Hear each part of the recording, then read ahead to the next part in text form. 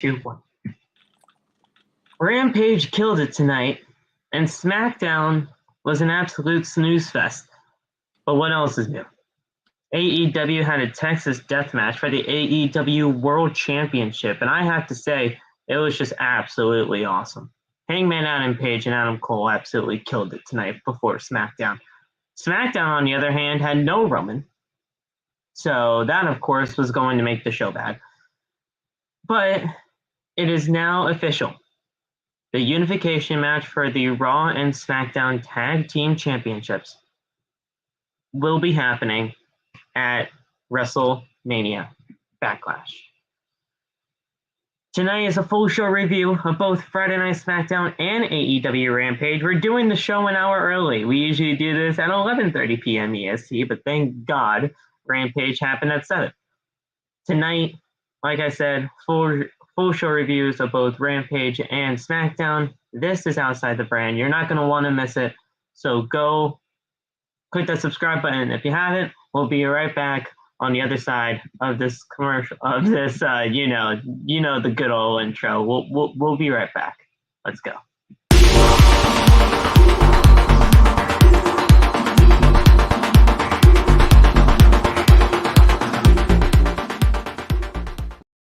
I was gonna say right after this commercial break. There's no commercials here on YouTube unless we have an ad. But guys, welcome to Outside the Brand. Thank you guys so much for joining us right here on the podcast. This is your full AEW Rampage and Friday Night SmackDown review, your post show for April 15th, 2022. Of course, I am your host, Phil, and this, of course, is Outside the Brand. I got my boy Waff with me. He's finally back after everything with his computer and, things just going crazy in the tech world. I am no longer alone in this. I got my good co-host back. What's going on, my man? What's up, bro? I've been a lot of bad things are happening with my fucking, as far as like tech goes. My laptop is still broken at the moment. Thank God I have 2 phones, so that's what I'm using at the moment. Yeah, a lot of bad shit going on. I'm trying to make my way. I got 2 weeks of school left, so once school gets out, then I'll be here every day. I got 3 more weeks of actual class left, and then I'll be done. So trying to get all that stuff handled, Just and then the I'll be grind, back man. here full time. So awesome, bro. Awesome. Just the grind. Get that school done, and OTB will be. It's always here, so you know where to find us. You know where to find me, at least. This was definitely Friday night for wrestling. That's all I can really say at this point. Rampage absolutely killed it tonight. I loved everything about Rampage tonight. The whole 6-man tag with the BCC. Ruby Soho, she needs to be more on television, period. And, Adam Cole and Adam Page for the world title. That shit was absolutely awesome in the Texas Death Match. I loved Rampage tonight before SmackDown. 7 o'clock is... I love Rampage at 7. That's all. I do. Even if it had to have been because of basketball, 7 o'clock Rampage is perfectly fine with me. Did you see it? I had no idea Rampage was on until someone told me it during SmackDown. They're like, "Did you watch Rampage?" And I was like, "Oh, I had no freaking idea it was on early." I had no idea. Yeah, they put it to 7 because of basketball, the NBA stuff. So, usually with Rampage being on at 10, we usually do the show at 11:30, and it's a long process. But now with Rampage being on at 7 tonight and SmackDown just ending about a half hour ago, we're here. So Rampage was awesome tonight. That's usually what happens when it comes to that 1 hour of television. But SmackDown, on the other hand, this drained me like no other. No Roman, so that has something to do with it, obviously. But nothing feels important on this show. Nothing. And even with the whole announcement of the unification match for the Raw and SmackDown tag team titles, nothing happened on this show that was relevant. What's up, Nate? You kind of replaced Loft right now, so I just replaced Loft. Like, what just happened? You just replaced Loft. If Loft can even get back, he's working with 2 phones, so we're trying to figure that out. The laptop is still fucking him over.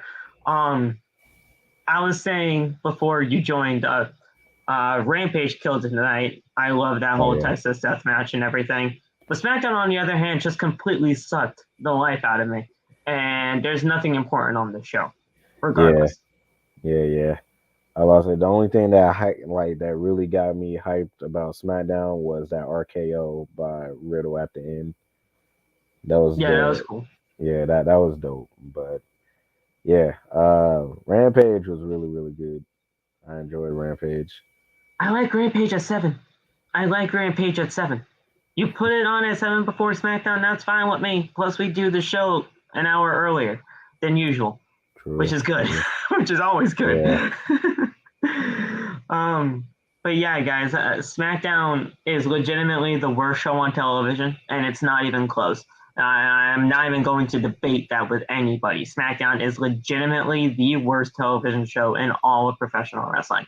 And Raw comes close. Raw comes close because it's just how bad usually that show is.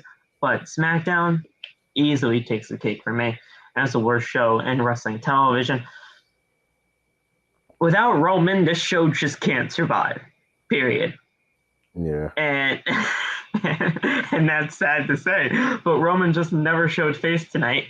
And with that being said, there was just nothing else important. That Intercontinental Championship match had to have been really quick because I was putting away groceries. And as soon as I came back, I just see goddamn Butch or fucking bitch launch himself on Xavier Woods. What the fuck happened? That was wild. Yeah. That IC title match was like literally like a good 2 minutes, maybe. Well, I mean, look who he's going up against. Fucking Jinder Mahal. Fuck Jinder. I'm sorry. They say don't hinder Jinder. Please hinder him as much as you possibly can. Hinder him as much as you possibly can. That guy does not deserve television time. Man. I see you, MJ, and I don't care. Hinder the Jinder. I don't care. Hinder the Jinder, Loft. Hinder the Jinder. That shit was terrible.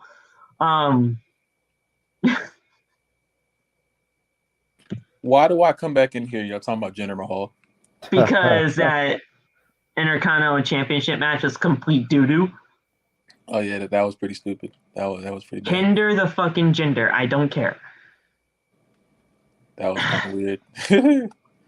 and that, like Nate said, that match ended in like 2 minutes. I come back and I just see bitch jumping on Xavier Woods. This shit was terrible. Was the funniest thing I ever saw. That shit was hilarious. Oh my god. It's just jumping on Woods. That man flew. That shit was hilarious. But guys, we're going to be going over everything tonight that happened on AEW Rampage and on Friday Night SmackDown. So if you guys want to continue just watching us here on the post show for Friday Night SmackDown and AEW Rampage, well, just continue watching us. There's nothing else to do. Just keep your laptop on or your phone on and just watch OTB. But guys, welcome to Outside the Brand. We are 6 subscribers away from 400. 6 subscribers away from 400. I can't even begin to tell you guys how much I appreciate it. I know everybody here appreciates it. And we're just going to continue that grind, man. We're going to continue that grind. Follow us on social media. All the TikTok links are down in the description below. You guys can follow me on Twitter and Instagram at PhillyMatt_. Subscribe to the channel, like I said, down below, 6 subscribers away. Turn on the bell for all notifications. That way you never miss when we go live. Make sure to go check out anything you may have missed on the channel. Monday Night Raw and AEW Dynamite shows, post shows, are on the channel. I was solo for those two, but you know what? Even if I was nervous as fucking hell, usually doing these solos, I still do them. And Raw was complete trash other than Cody Rhodes. What else is new there? They got an AEW executive to come to Monday Night Raw, and it made it just a little bit interesting for those first 20, 30 minutes.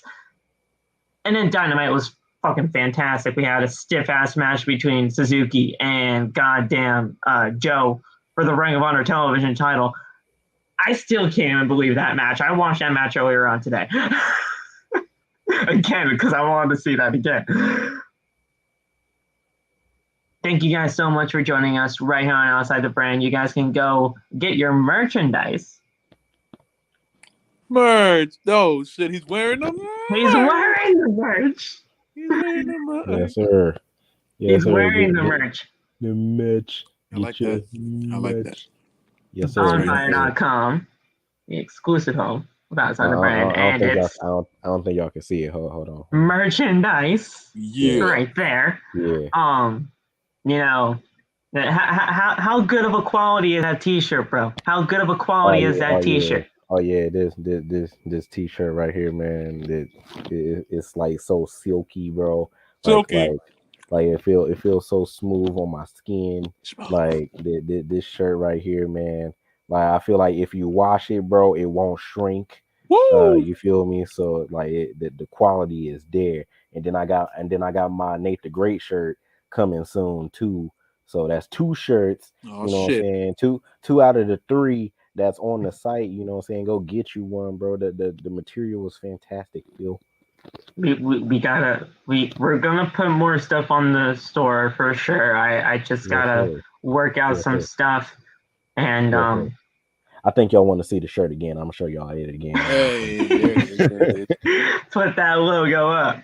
Put that logo up. There you go. Yes, but yeah, guys, we're gonna be doing more stuff on that store as soon as we possibly can. It does take a little bit of work to get some designs up there, but once it's up there for good, and you guys can go to bonfire.com for the exclusive home of Outside the Brand and its merchandise, and you guys can go Repo TV wherever you may go. I mean, I know Nate's going to do it, so why not? Why can't you? So, guys, thank you so much for all your support here on Outside the Brand.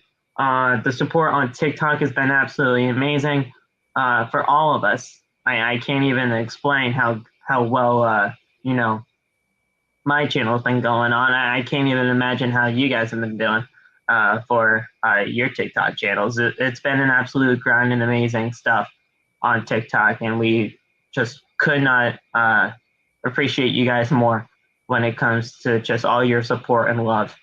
So thank you so much. We're going to get right in to the post-show review for Rampage and Friday Night SmackDown. And we're going to get right into it, guys. We're going to start with Rampage because Rampage started off tonight's festivities for professional wrestling. And then, what the hell just happened? Am I still here? Am I still live? Yeah. I just minimized the entire web browser. That's great. But yeah, we're going to start off with AEW Rampage tonight because it started everything off for professional wrestling, and we'll work our usually you got to work your way up to the best thing that happened on the shows, right? We're gonna have to work our way down considering the order of the shows tonight.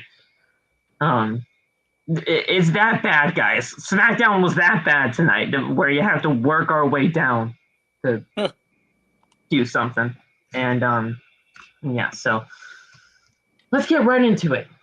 Tonight's AEW Rampage had a Texas death match for the AEW World Championship between Hangman Adam Page and Adam Cole. Baby. That was in the main event. We also had the Blackpool Combat Club versus the Gunn Club. The Gunn Club. Or the Ass Boys, whatever way you want to say it. And then we also had Ruby Soho take on Robyn Renegade to qualify for the Owen Hart Foundation Women's Tournament. Pretty decent lineup.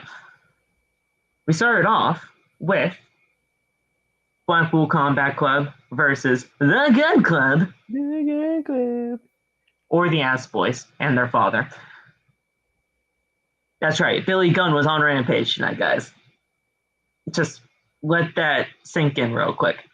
Loff, you're probably flabbergasted at that. No, at that knowing. I don't give a fuck if he was on nothing. Fucking Billy Gunn. Fucking Billy Gunn is on Rampage. Gunn. I don't care what Gunn is doing. Gunn.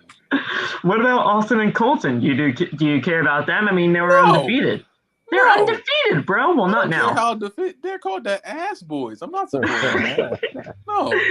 Well, they were undefeated up until they met the Blackpool Combat Club. Oh, thank God they lost. Shit. Okay, good. So, the opening match began with Wheeler Yuta and Austin Gunn in the ring. Austin hits an ankle sweep to knock Yuta off the mat. Yuta counters into a neck breaker into a wrist lock. Austin then hits a back elbow. Oh, Jesus Christ, I'm so sorry. A back elbow and tags in Colton Gunn. Yuta then dodges a drop kick and hits Colton with a series of right hands. He tags in Danielson, and he locks in a Romero special submission hold, which I love the Romero special. I don't know about you guys, but that Romero special is just so goddamn beautiful. Colton makes it to the corner and tags in his father, Billy Gunn. Danielson avoids a corner splash and hits a series of kicks to the chest. Danielson then goes for a running knee, but Billy counters into an elbow strike. Our match continues after a commercial break with Colton having Danielson down in a chin lock. Then Danielson escapes and Colton hits a dropkick. Colton then tags in Austin, who goes for a corner splash but is sent into the turnbuckle. Moxley tags in and hits a back elbow and then a lariat to Colton in the corner. Moxley then hits a superplex and then a double paradigm shift to both Austin and Colton, which is honestly really cool to see. I like that double paradigm shift. And, Billy tags in. Moxley immediately hits a lariat. Yuta then tags in with a flying crossbody. And then Yuta avoids a famous and rolls up Billy Gunn for the 3 count. I don't like it was a roll-up, but at least the Blackpool Combat Club won.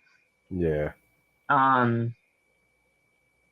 I like that Yuta actually got the pinfall here, though, considering he kind of had to prove himself in order to get here. But, Wheeler Yuta is absolutely amazing. I think Moxley and Danielson are obviously still great. Blackpool Combat Club is somebody that is one stable you all are gonna have to take notice. If anything, I don't want Danielson and Moxley to take the titles off of Jurassic Express. That's what I did. I thought it was going to be freaking Red Dragon last week, but I wanted Red Dragon too. That didn't happen at all. But yeah, man, I mean, 6-man tag, not bad. But, I mean, it's kind of just your standard thing. And plus, you kind of have to have Blackpool Combat Club win this thing, right? I mean, they're just kind of new here.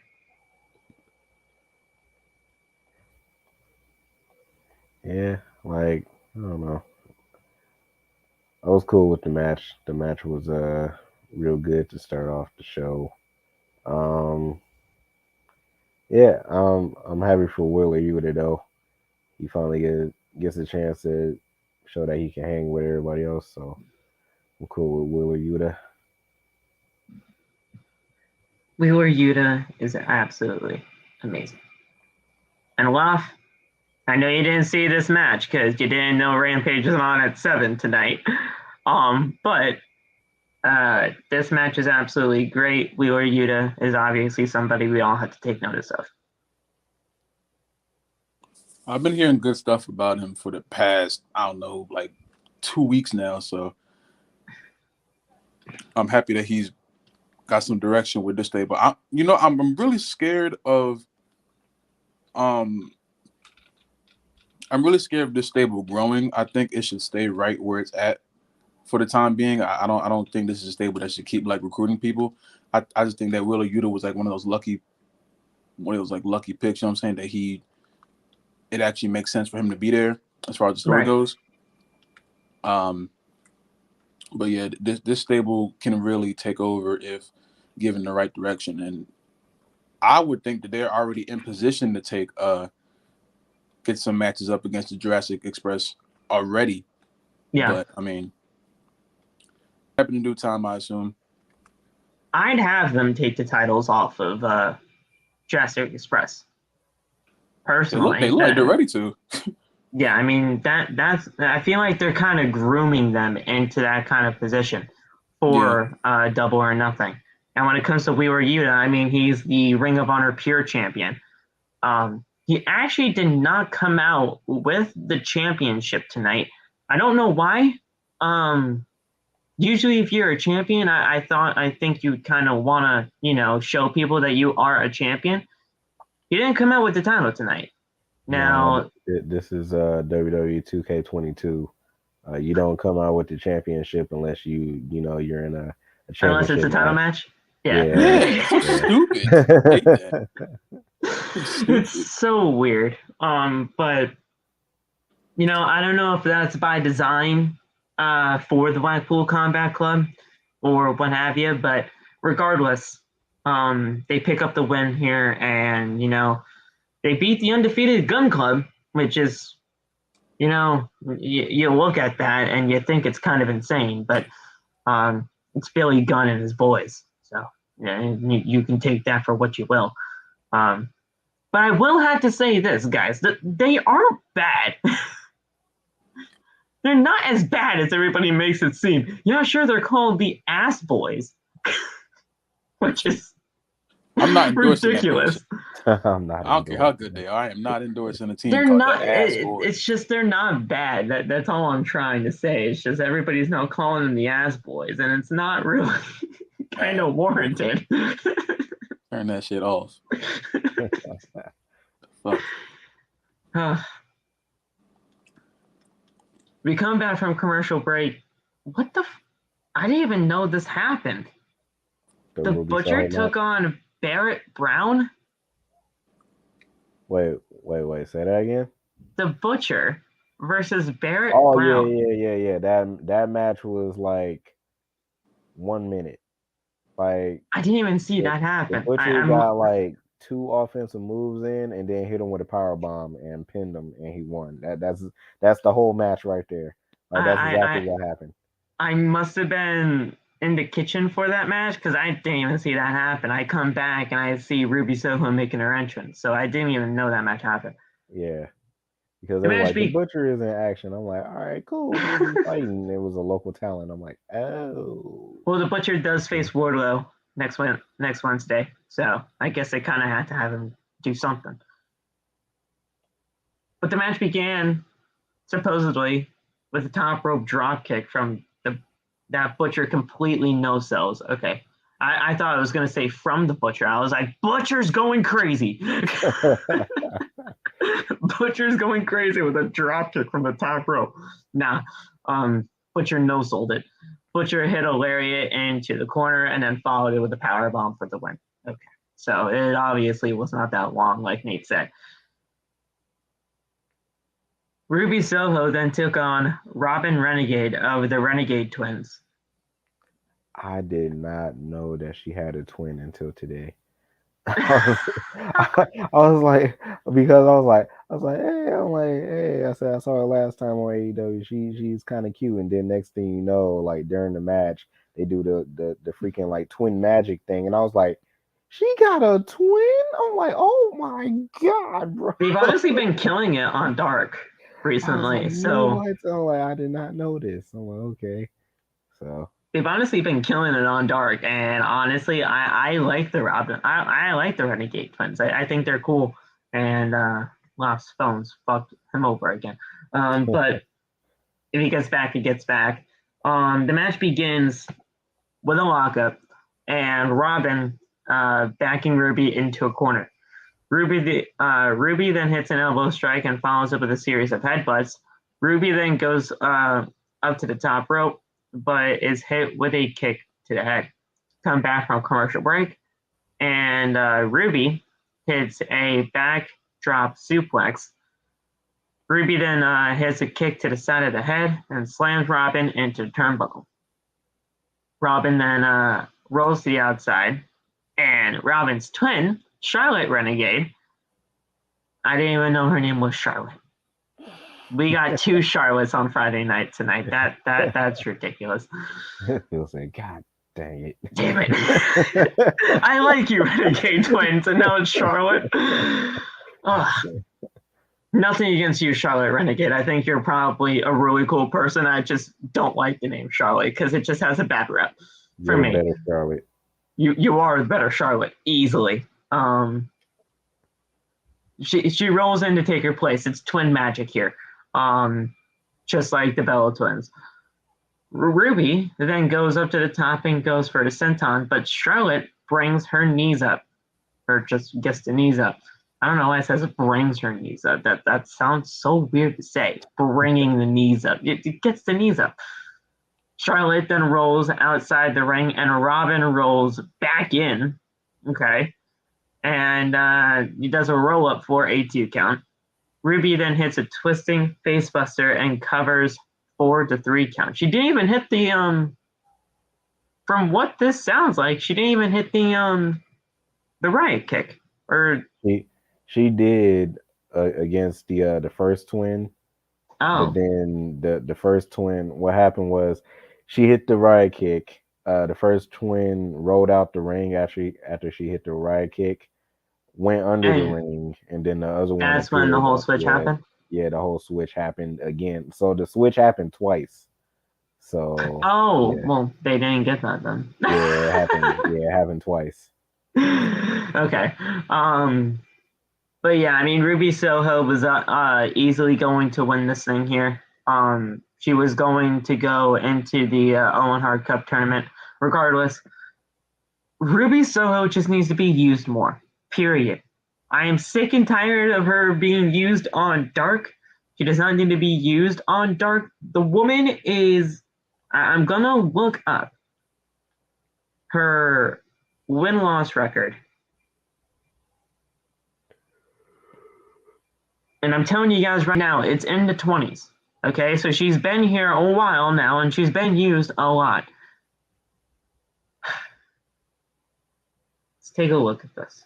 How many matches have Ruby Soho been in AEW? Okay. Oh, right here. Easy. 2022 record. 12-2. Overall record here in AEW. 22-4. And where are most of those wins? On Dark. Use her on Dynamite. Use her on Rampage. I don't know what's happening. I want Ruby Soho more on my TV. That might just be me. That might just be me. But I don't know what's going on here. Why isn't Ruby Soho being used? Yeah, I was asking somebody in my live. I was like, Ruby Soho? I haven't seen her in a while. And they was like, oh, she's been on Dark. I'm like, oh. I'm like, I feel like I haven't seen her in a minute because I don't watch Dark like that. So, but yeah, I agree with you, Phil. She do need to be on Dynamite and Rampage a whole lot more. Maybe this tournament could help her. I don't know. Yeah, but we'll see. 22-4 is nothing to shy at when your 2022 record is 12-2. Like, you lost only 4 matches in your entire AEW career, and 2 of them were in this year. Like, it's nothing to shy at. I don't know why she's just not being used. But regardless, Ruby Soho does get the win here. And then we got into the match for the AEW World Title. Hangman Adam Page defending against Adam Cole, baby. Baby. And it was a Texas death match. So usually, Texas death matches, I mean, you think of just a death match, you just fucking kill each other almost to a point where you just have to pin each other and then incapacitate your opponent. No, not here in AEW. Texas death match is as follows. You pretty much kill each other up until the point where you can't answer the referee's count of 10. I didn't know that either until I learned the rules today. Because I was like Texas death match. So I was like, so what's the rules? So then when Justin Roberts said you can either win by knockout or submission, I'm like, knockout or submission? What in the world is this? Yeah, so pinfalls were not even a thing here. Yeah, I'm like, what is this? And then I was like, some people in my life was like, no, it's just a last man standing match. I'm like, oh, yeah, I'm like, okay, pretty much. That's all it is. I'm like, all right. Just with the added submission thing, if anybody ever wanted to do that. Now, yeah. I was watching a live stream while all this was happening because I just wanted to support a fellow creator here. And you know, I was in the chat and somebody's like, wow, a count out to end this match. That's just absolutely disappointing. It wasn't really a count out. I know people were kind of confused on social media on Twitter when I was looking at my phone for Twitter and everything like that. Everybody was saying count out. It wasn't a count out. He had to answer the referee's count of 10.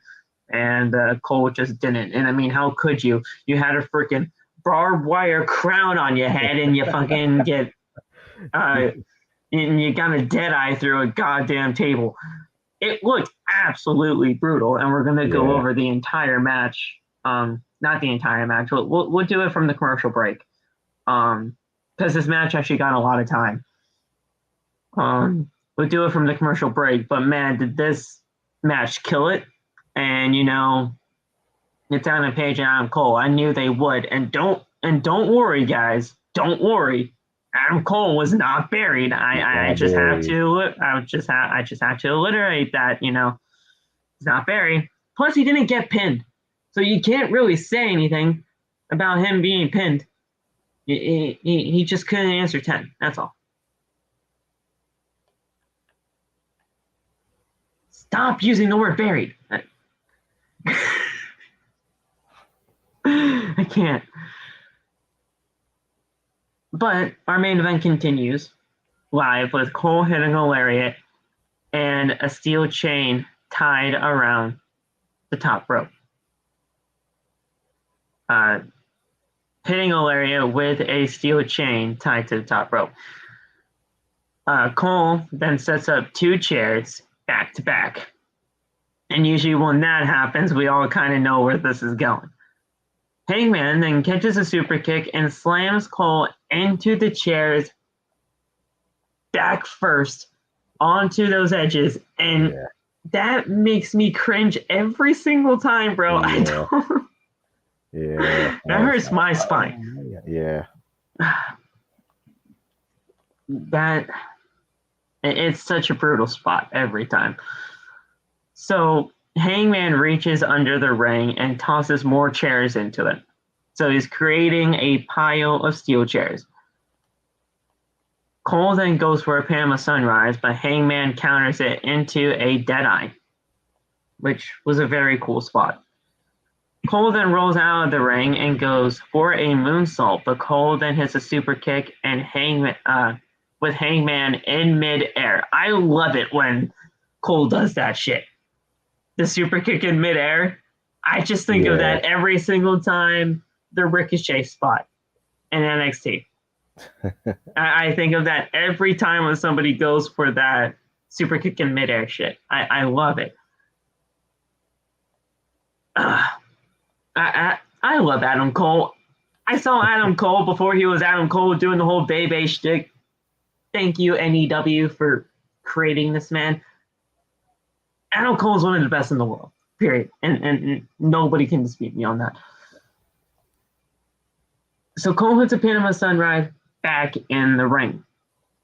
Cole then brings Hangman up to the top rope. Hangman hits a headbutt and hits a superplex to send Cole crashing onto the pile of steel chairs. Hangman then grabs a chair and sets it up and places Cole on the chair. Hangman sits on another chair, and the two exchange right hands and eventually kicks. So they were just sitting in steel chairs and just punching each other. Lefts and rights. And I was like, okay, cool. We're just chilling, punching each other. Why not? So he does that. Hangman then hits a buckshot lariat and takes off his belt and ties Cole's arm on the top rope. Hangman then goes outside and grabs a chair covered in barbed wire. Hangman then hesitates and tosses the chair aside, which, don't hesitate when it comes to that shit. I want to see it. I want to see it. Go for it. Just, Hangman, it's okay. We know you're the babyface in this situation, but it's okay. Go for it. You think Joe was hesitating during any of those chops on a Wednesday? Nah, he's just going for it. Go for it next time.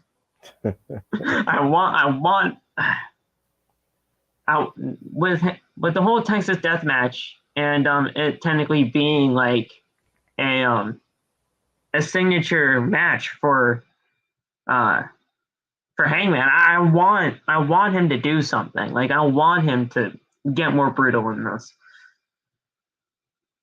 So Hangman unties the belt and Cole hits a low blow. Hangman hits a lariat and then rips off a piece of barbed wire and wraps it around his own arm. Cole goes for a Panama Sunrise on the apron, but Hangman counters it into a lariat. Hangman then wraps Cole's head in the barbed wire, and he hit a deadeye through a table that was on the outside, and Cole was unable to answer the 10 count as Hangman retains the AEW World Championship. Fantastic match to end Rampage.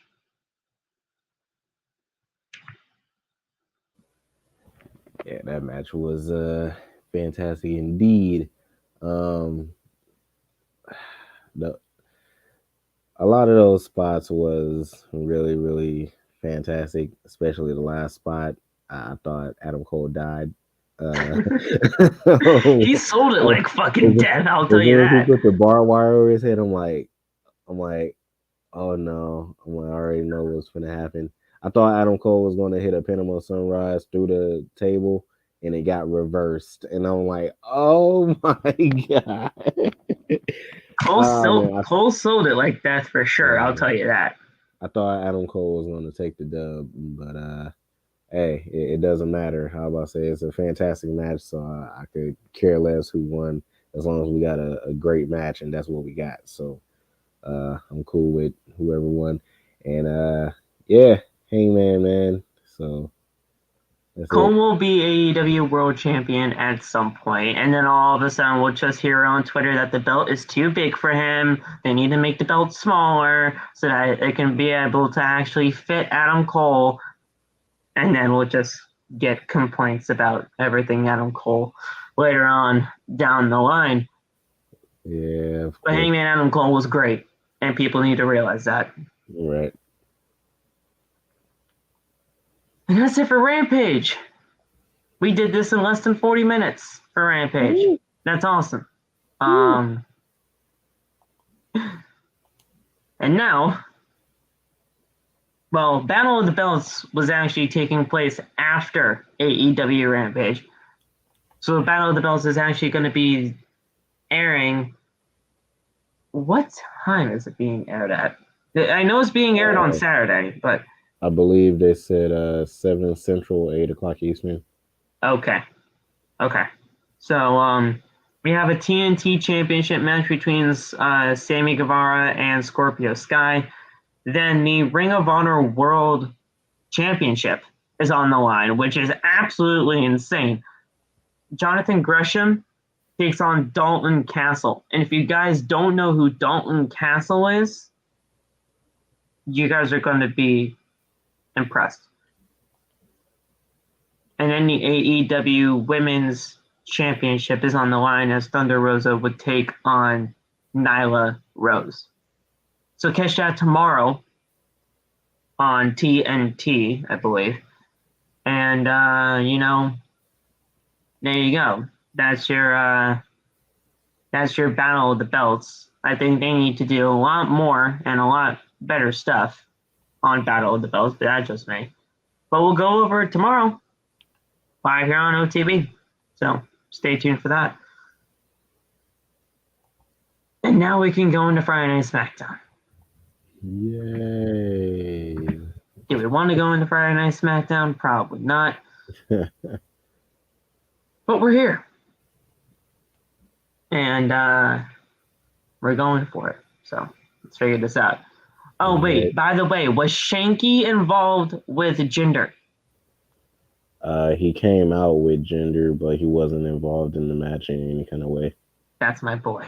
That's my boy Shanky. Okay. Just wanted to get that out there. I'm a huge Shanky mark, guys.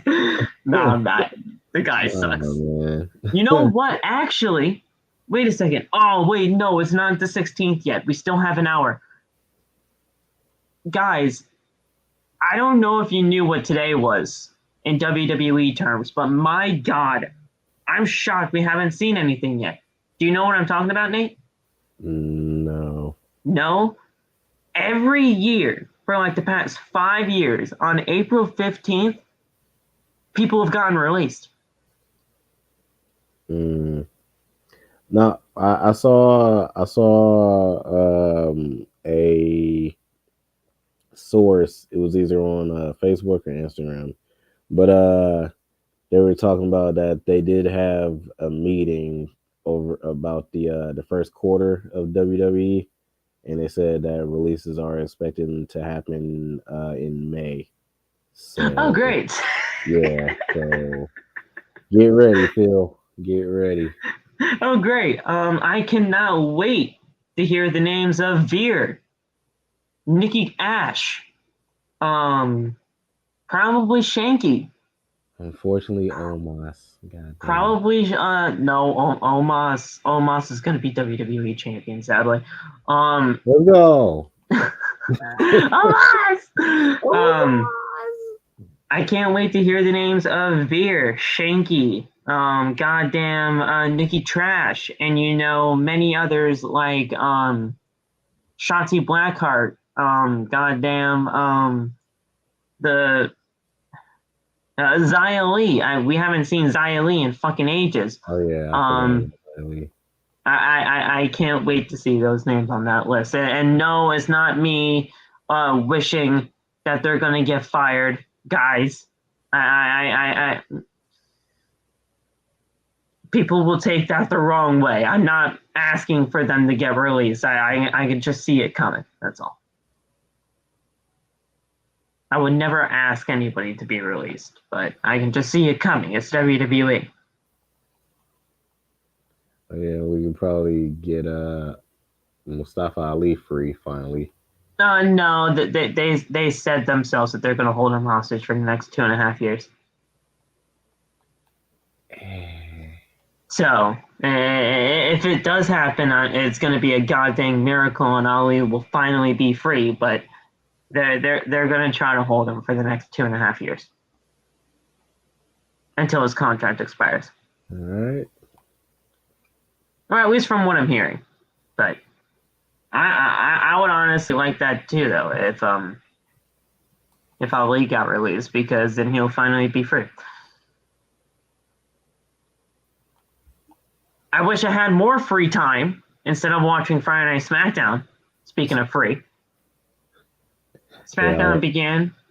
I was watching the basketball game and like trying to watch SmackDown at the same time. So You should have just watched basketball, bro. I was more impressed with the basketball game than the freaking SmackDown. So What game was it tonight? it was the Atlanta Hawks and the Cleveland Cavaliers. Okay. The Cleveland Cavaliers blew a 14-point lead. Perfect. Hawks won? Yep, the Hawks won. They're playing Miami in the first round of the playoffs. Oh, that's right. This is the play-in. Okay. Yeah.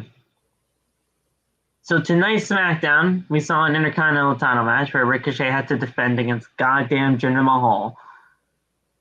Sami Zayn took on Drew McIntyre again. And we had an appearance from the Raw Tag Team Champions. Speaking of the Raw Tag Team Champions, we started off with them tonight. You are always on time for the beginning of the show. It's like you timed this shit. You are always on time.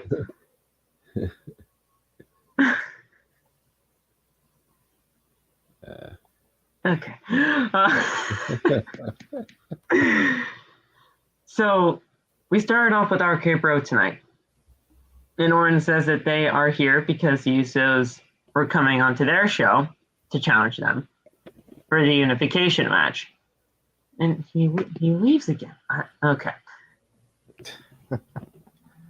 Orton calls out the Usos on their show.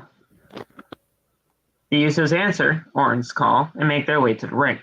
Jimmy tells RK Bro to leave their titles in the ring and run back to Monday Night Raw.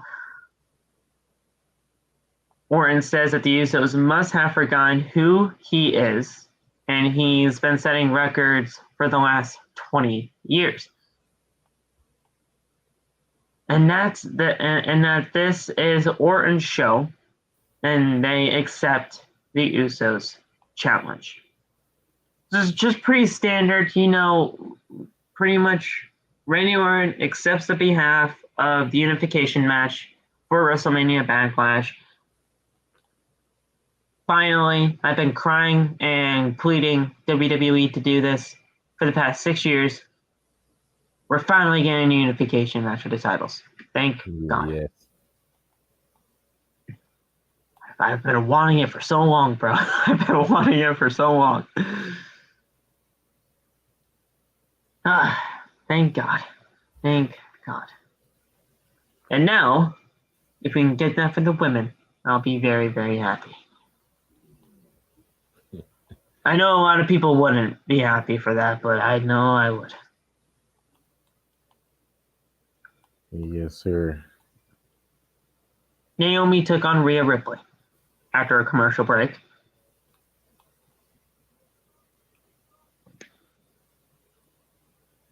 And the other half of the tag team champions lost. This championship reign for the Boston Glow Connection, or wherever the fuck they're calling themselves, is trash. What the fuck? What the fuck are you talking about, Phil? Sasha lost. Yes. Naomi lost. Yes. That means they're going to retain on Monday. That means they're going to win on Monday. You know that already. Well, yeah. But there we go. This shit's trash. The tag titles... The tag titles do not need to be a thing. I'm sorry. And no, people are going to call me racist for that, whatever, or racist or goddamn sexist or what have you. The tag titles should not be a thing. They're worthless. They don't mean a single fucking thing. Even if Sasha Banks is one half of the tag team champions, and I love Sasha Banks. I love her to death. But they don't mean shit. Oh yeah, side note, Sasha was looking real good up in that lime green tonight, bro. They looked great. I will say that. But my goodness, bro. it does not change the fact that the titles suck. I'm about to look on my Instagram right now. Hold on. Oh my gosh, he's gonna carry on. That does not change the fact that the championships just don't mean crap. And with Ripley, being pretty much shined in purple before the match started, I really hope that means that she's turning heel on Monday and joining Edge's faction. That would make a lot more sense. The purple was illuminating behind her tonight. I don't know if you saw that when they were backstage. I definitely did not see that. They were backstage talking with Sasha and Naomi before the match, and purple was just illuminating over Rhea Ripley and not on Liv Morgan. So it was only like on that one side of the screen. It's crazy. It's weird. It was probably just a coincidence, but I'm really hoping it's not. Omnipotence. That's the word Edge kept saying? Omnipotence. Omnipotence. I like that word. I love Edge, but if he uses words I can't understand or pronounce, I don't. That fucking shirt, Iconoclast. I love this shirt. I don't know what the fuck iconoclast means, but I want to wear it. The iconoclasm? I know that's a wrestling move, but that's what it is. Whatever that fucking shirt has, I think it's iconoclast or icon. I don't know. I know the iconoclasm is a wrestling move only because of Tony Schiavone. That's it. But I have no idea what that shit means. I know I don't wear it though. Omnipotence. Great. Point is, the tag team championships are trash and they need to be burned, and I'll piss on the ashes. There you go. Well, damn. All right then. I just hate to tell. Hold on, but what if? Hear me out now. Okay. If they call up like 4 tag teams from NXT, like Kaden and Casey, you can bring Ivy Now and that other girl that keeps trying to come into Diamond. You can bring who the fuck else is in? You can't bring Dakota and Raquel because they're not there. Raquel's not even Gonzalez anymore, so you can't even do that. Fucking Rodriguez. But to answer your question, bring them up because those are legit tag teams. There's no tag teams for the women's division. There's nobody. And I don't care if Sasha Banks and Naomi were a tag team fucking 7 years ago. They're not a tag team now. They're solo competitors that just joined back up together. Gotta call Tamina. She's getting married. Tamina. I'm sorry, I like Tamina. Nobody's meaner than Tamina. I get that, but whoever she was teaming up with, they're not a legit tag team either. Oh my god. Shayna Baszler and Natalya are not a fucking real tag team. Like, get that shit off my TV. Shayna Baszler deserves a hell of a lot more than to be teaming up with fucking Natalya. I'm already pissed off at Natalya for that shit she pulled on Tuesday. Fuck that. Oh yeah, that was honest. I kind of knew. I knew that from the fucking start, dude. And I'm honestly pissed off. I'm pissed off at I'm not pissed off at you, but you told me NXT was fucking different. I felt cheated and I felt doomed watching that entire NXT product for that type of shit happening at the end of the show. The fucking Pretty Boys won the tag titles. Who the fuck are they? I don't know who the hell Pretty Deadly are. I don't know why the Creed brothers didn't win that match. Pretty Deadly. I felt cheated and I felt lied to after that show. How do you think I felt? I didn't even watch the shit. I turned it on and Nikita's getting her fucking head knocked off by Lash. It was ridiculous. I turned it on and Lash just boom. You told me give NXT a chance. It may be different, but it's okay. That shit was not okay on Tuesday. Yeah, that was not okay. I'm sorry about that. That was not okay. That was very. I'm not watching NXT anymore. I can't. And after that, it completely lost my faith. Fuck NXT 2.0. I felt cheated and I felt lied to, and I'm about to cry. I was crying. So I mean, we're in the same boat now. That shit was tough. Fuck NXT 2.0. Fuck Vince. Fuck Bruce. I want Triple H back. I'll hold your breath for that one. Yeah, that's never gonna happen. He fired his own son-in-law. Triple H is never coming back. I feel so bad for Triple H. That shit is fucked. Speaking of somebody I actually feel bad about, Madcap Moss. I don't know what the fuck they're doing with him still. Madcap, yeah. Madcap Moss won a very short match against Humberto Carrillo. Guys, what do I call him? Oh God.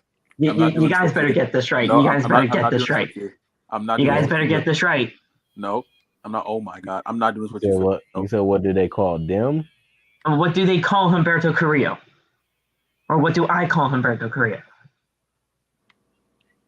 I know you guys have heard it before. Come on, you guys know it. I'm not doing this with. I'm not giving him the satisfaction. I know what he's about to say. I'm not letting him disrespect my man Humberto like that. I can't even remember. The Walking L. Oh. The Walking L. The Walking L. I can't. A, B, C, D, E, F, G, H, I, J, K. Humberto!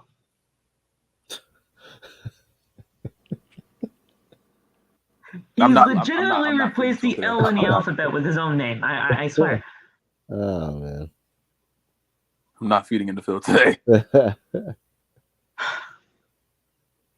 You should, because it's completely true. The match began with Angel causing a distraction to allow Humberto to get an early advantage with a right hand. Humberto then hits a side headlock takedown and locks in a chin lock. We're slowing the pace down with a chin lock, people. There's always a chin lock at least one time during Friday Night SmackDown. Chin lock, yeah. Gotta have a chin lock. Moss then powers out of it and holds on. Then hits a big shoulder breaker or shoulder tackle. My bad. My man's flew after that shoulder tackle. He did. I will say that. Moss has potential. They just need to get him out of those goddamn suspenders and actually into something, Turn him back into Riddick. Please do something. Change his music. His music sounds like a fucking 70s porno. Man, there you go. I wasn't gonna go that far. I wasn't gonna go that far. That's a perfect description. Turn that shit off. What the fuck? He came out. I said, okay. Why am I hearing saxophones on Friday Night SmackDown? I don't like that. So Moss hits Humberto mid-air after a dive, and Moss then hits a fallaway slam. My goodness, the strength.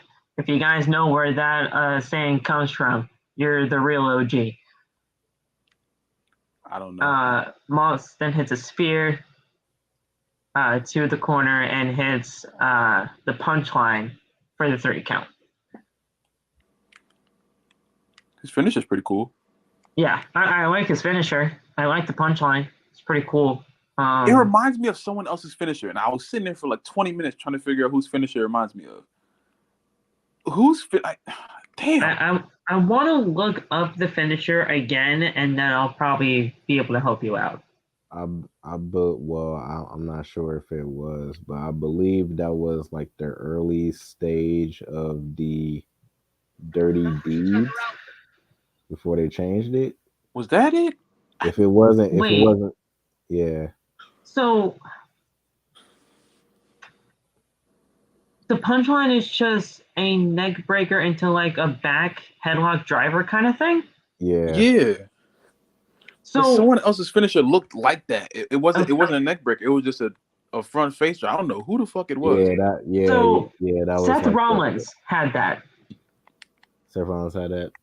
Seth Rollins also had that, where he did it only one time and one time only during his feud with like Triple H or something like that.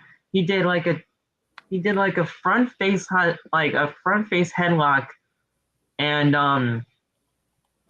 like he drove it into the mat. I'll show you guys off stream, with the whole share screen thing on here to show you what it was.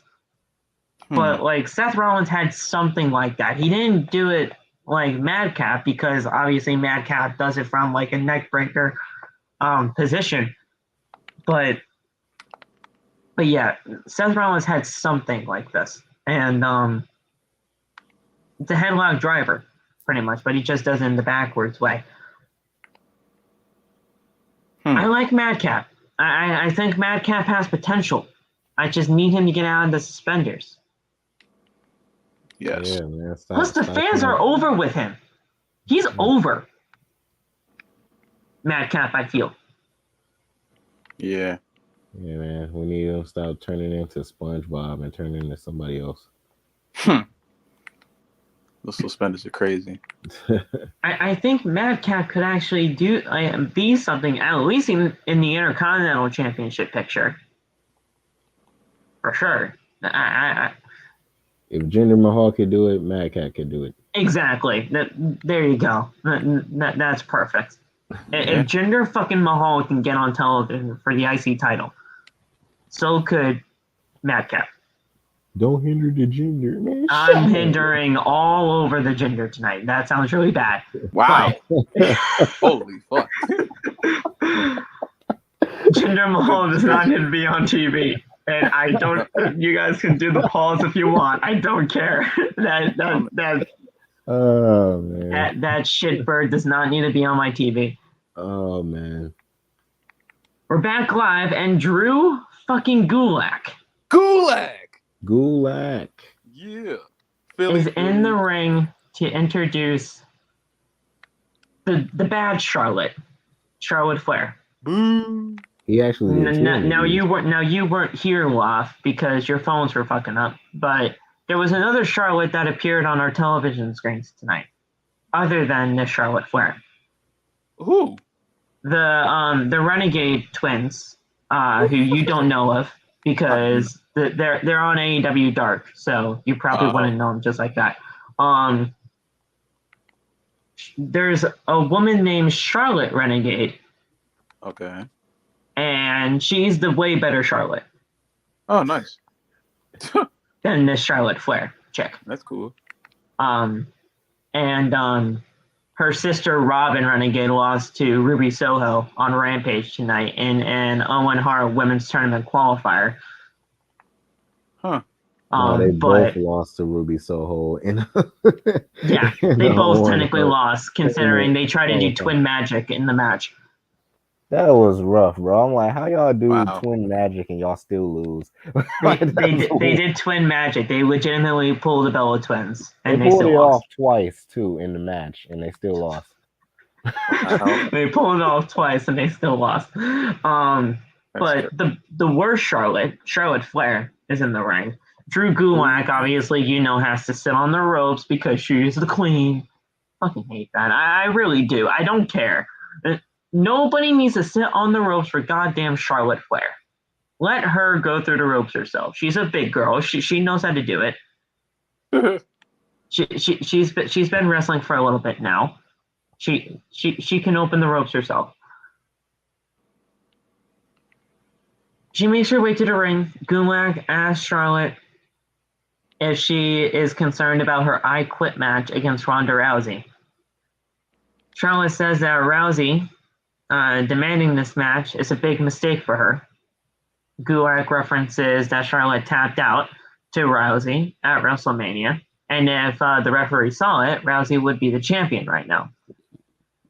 Charlotte denies that she ever tapped out. She said she was fixing her bra, which I don't know how tapping out and fixing your bra really correlates with each other, but here you go. Charlotte says that she's not a quitter and she never plans to be. But I know that Gulak is because he decided to be an interviewer instead. And she demands Gulak to leave the ring. Gulak turns around to exit, but then Charlotte hits him with a chop block and locks in the figure eight. Gulak is screaming, "I quit," at this point. Before the referees came out to separate Charlotte from Gulak. And that's how that segment ended. This is fucking disgusting. Charlotte is terrible on the mic. She has no idea how to speak to a live crowd. Gulak is now a backstage interviewer. Gulak. Hey Nate, you know how you said that people are gonna get released in May? Yeah. I expect Gulak to be a part of that list too, probably. Yeah, I was about to say the same thing after what we saw today, because like when I Gulak first was a wrestler and now he's a backstage interviewer. That's once never I saw good. he like did the interview backstage, I'm like, wait a minute, I'm like, he's a freaking interviewer now? I'm like, oh yeah, he's definitely probably gonna be on that release block That's next never month. good. So Locke, I don't know if you knew this, but today, if you haven't been paying attention for like the last 5 to 6 years, usually April 15th is match release day. Oh yeah, I know. And we still have about a half hour to go. But I doubt they would ever release somebody this late at night. I was scared all throughout work today, trying to see if anybody was going to get released today. But who knows? Who knows? Maybe we still wake have a up. half hour. Vince and We Bruce wake are up in the morning. Next thing you know, boom! Release. Like, God dang, bro! I just woke up. we're probably jinxing it. We're probably making it happen tomorrow with the way that we're talking about it. But I hope not. Shit. And again, guys, I would never want anybody to get released, but you just see it happening. Something's happening soon, and according to Nate, it's happening in May. So we'll see what happens. I would never want anybody to get released, but it just happens. Speaking of something that just kind of happened tonight, not Drew Gulak, well, that happened too. Drew McIntyre, the other Drew, and Sami Zayn, again. Oh, and don't worry, guys, we'll get it again next week. Lumberjack match. There's not enough people on the roster to do the lumberjack. That's exactly what I said too. I'm like, there's not enough people on the roster to have a lumberjack match. And then somebody was like, oh, they're going to get some referees and some security guards too. It's going to be Roman out there just being Sami. Right, exactly. The match began with Zayn rolling to the outside of the ring instantly, as usual. McIntyre then follows him and slams him into the barricade and throws Zayn back in the ring. Zayn then runs over to the announce table and tries to use Pat McAfee as a shield. But McIntyre is able to hit Zayn without hitting Pat McAfee. Pat McAfee then proceeded to high five Drew McIntyre, which is cool. Yeah. I love Pat McAfee. Then Michael Cole was like, Pat, you have to be unbiased.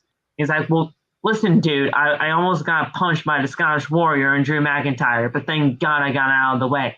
How else am I supposed to feel? I love Pat McAfee. Pat McAfee is the best thing on SmackDown right now.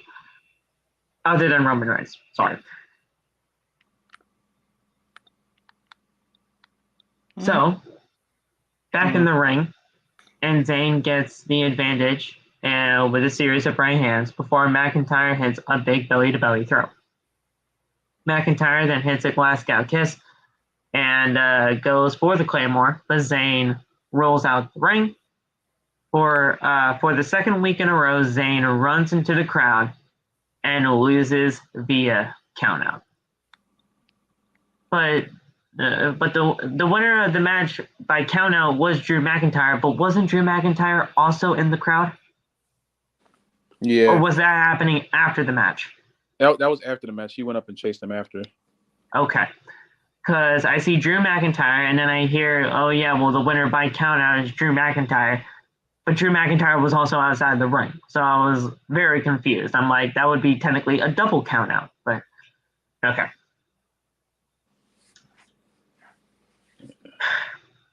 And then Ricochet took on Jinder Mahal. IC title on the line. You know, I thought the IC title was going to be something different with Ricochet. I should have known better. Yeah. I really should have known better. I ain't gonna lie. I thought Jinder was gonna win the title. I had a feeling. I was like, I feel like I said for some reason. I said for some reason. I don't know what it is about WWE, but I feel like Jinder is gonna win this title some way somehow. But now it ended up being a 2-minute match and Ricochet retained. And I was like, wow. Question: is the United States title on the line on Monday? Yeah. Yes. You know for a fact Austin Theory is winning that thing, right? Are you kidding me? I have a feeling that Austin Theory is going to be the new United States champion, or Theory, whatever the fuck they're calling him now. You have a theory about Theory? I have a theory that Theory is going to win the United States title on Monday. Yeah, he's about to become Big Bang Theory. That's what's about to happen on Monday. Whoa. Whoa. Whoa. All right, I'll throw that in my bad joke jar. All right. Hey, trust me, we've all said some bad jokes on this podcast before. Wait, what? Hold on, wait, stop. Yes, Balor has had that championship for like a month. Exactly. Right? Exactly. I feel like he defended it like once or twice. Exactly. And he's going to lose it. Because you want to know why? I have a feeling that they're using this whole thing for Austin Theory to get the championship. That way we can have AJ Styles and Finn Balor finally link back up to go up against the other side. I have a feeling, bro. I just have a feeling that could happen. That makes me want to throw up. Now, if that happens, don't come at me. I just feel it happening. No, I'm going to scream at you. I'm going to call you. Exactly what I'm going to do. Okay. I guess on Monday we'll find that out. Ben, please don't lose, for the love of God. If he does, I'm just Nostradamus at this point. Phil Stradamus. Phil Stradamus. There you go. Call me Phil Stradamus. The match began.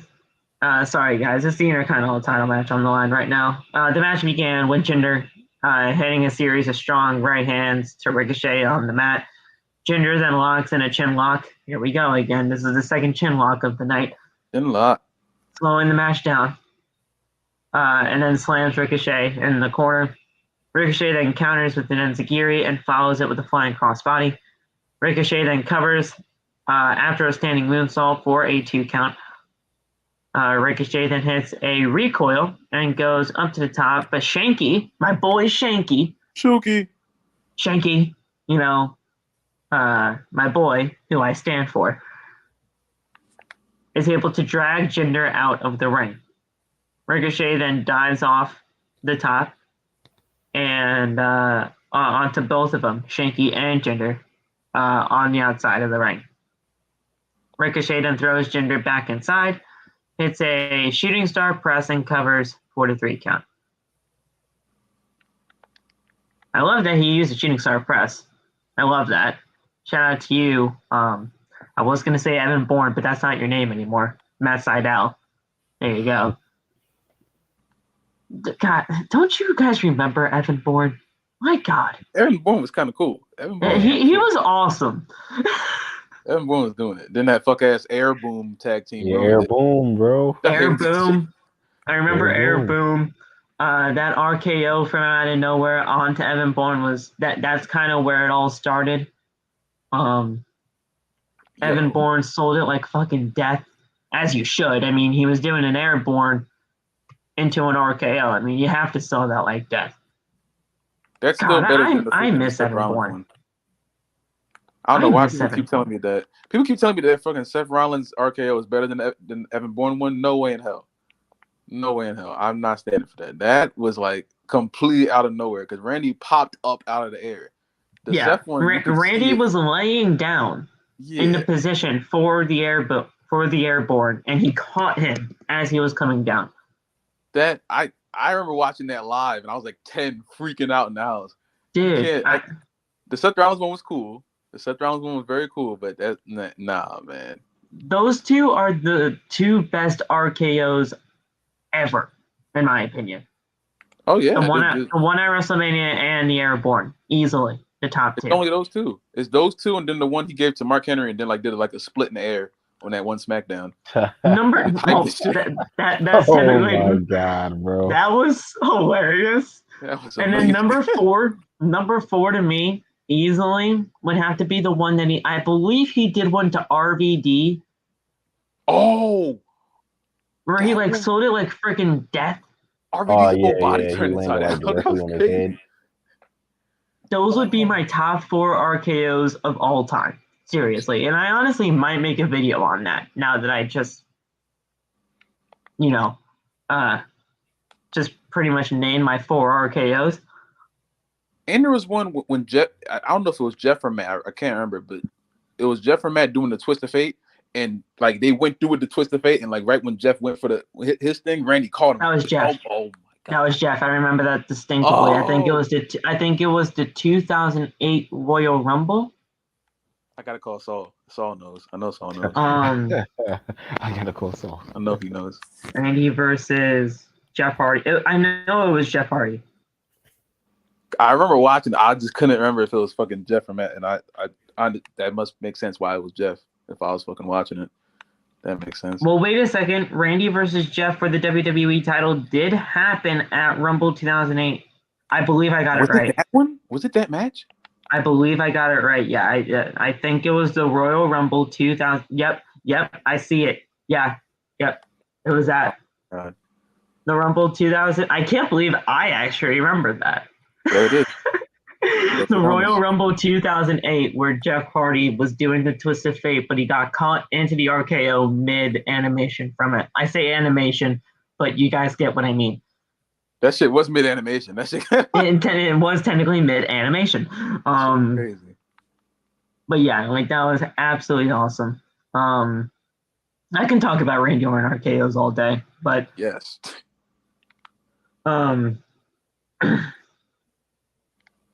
Point is, Ricochet won. He obviously deserved the win, and Jinder Mahal can get off my TV forever. I said forever. I did. Forever. No, I'm hindering the Jinder, and I don't care. I like his theme song. That's about it. I mean, his theme song's pretty cool. Hey, make you shake your shoulders. I like that.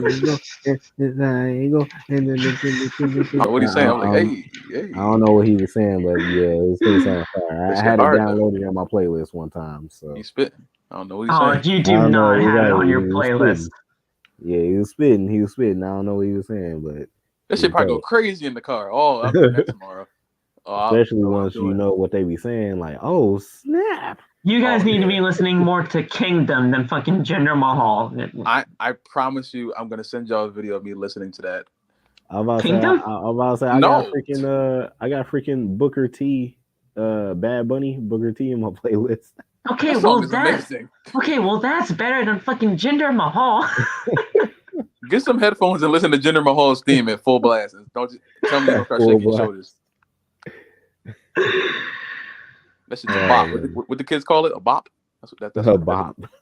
That's what the kids call it? Shit's a bop. There you go. A bop has been used on Outside the Brand. Yeah. Speaking of Randy, though, hello, Randy. His partner, Riddle, took on Jimmy Uso. And you know we're going to get Riddle versus Jimmy, Riddle versus Jay, Randy versus Jimmy, and Randy versus Jay until we get the Backlash in 3 weeks. Yeah. That's not how you build a tag feud. I'm sorry, but it's WWE. I should expect more. Or I should expect less, honestly. How do you build a tag feud? How do you build a tag feud without doing that? If that's not the way, how do you do it without having have tag matches? Well, you can't have tag matches every week.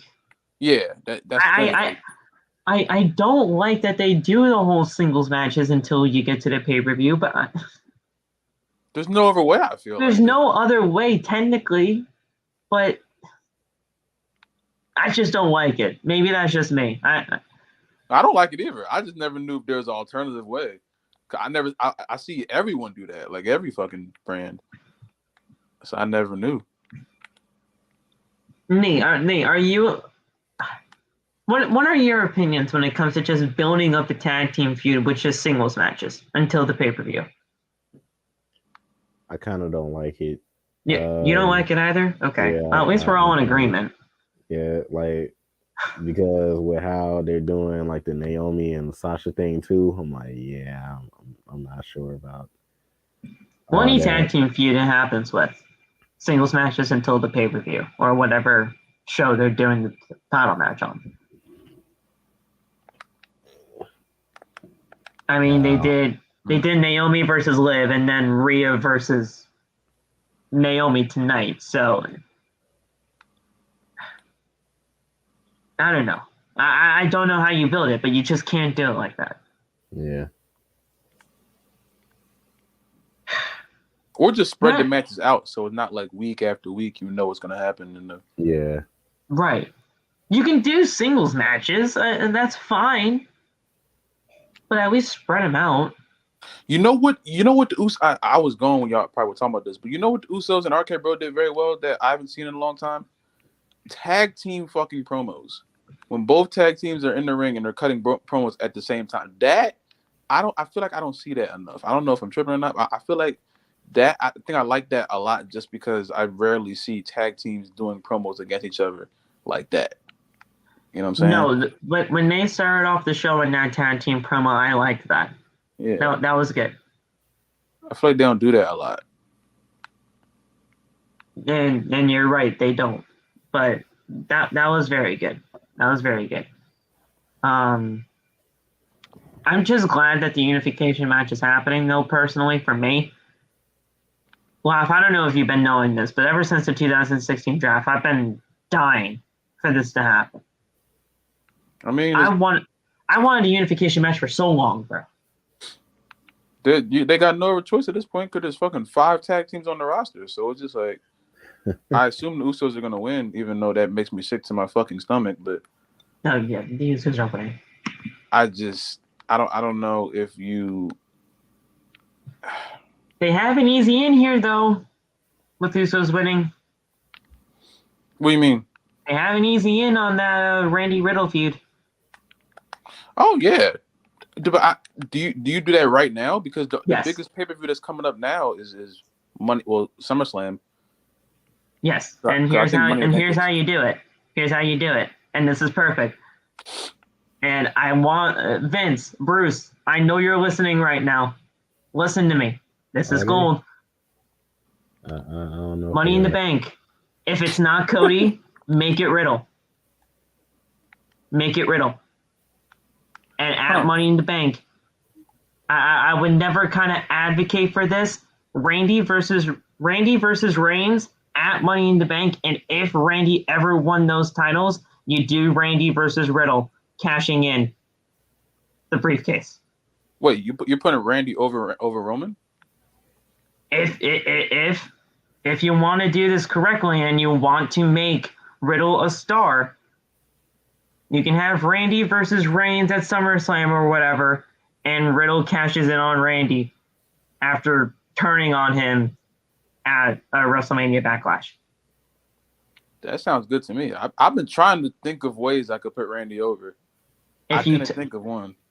If you have him turn on Riddle at WrestleMania Backlash, right? Mm-hmm. Riddle can miraculously win the Money in the Bank, pretty much showing Randy Orton, hey, fuck you. I can actually win something here now with this. And you can have Randy versus Reigns at SummerSlam, and you put Riddle over by having Randy. If Randy won the championships at SummerSlam, cash in, Riddle becomes the new champions with him beating Randy for the titles. Now, I don't know how a lot of Roman fans would feel about that, but if you want to get Riddle over with being a superstar, you can do it like that. That's Randy freaking Orton. You better respect that. I like Randy. Yeah, not you, them. Not you. I like Randy. If it's not Cody, it has to be Riddle for me. For Money in the Bank. Oh, I forgot about Cody. Fuck. If it's not Cody, I feel like Cody's winning Money in the Bank, but if it's not him, make it Riddle. Cody beating Roman is just bone apple teeth to me. Well, oh my God. And there's that too. People are saying that match is not really going to sell well, and I don't know how. What do you mean? And I don't know how. That's crazy. That match is going to sell more than half the matches we've seen already. Now, and I keep telling people this: the first line in Cody's song, guys. The first line in Cody's song before Adrenaline. Before Adrenaline. Before Adrenaline? The before Adrenaline part. What does that whole the deep voice say? Oh, you're talking about wrestling is my royal family. The whole wrestling has more than one royal family. That part. Yeah. The Rhodes and the NOIs go back generations. Who are the two names that you think of right now in today's age when it comes to those two families? Huh. Yeah. Cody and Roman. Yeah. It sells itself. I don't know how people don't understand the story. It could be a hell of a story. With a Roman, well, I wouldn't technically look at Roman as a pure wrestler, but with Roman's like actual skills in the ring and Cody's storytelling, there's no telling what that match could do. Now, yeah, people are going to be pissed off because, oh my gosh, they legitimately had to bring in an AEW executive to be the top guy. But at that point, it doesn't matter. That's WWE's fault for not building up anybody.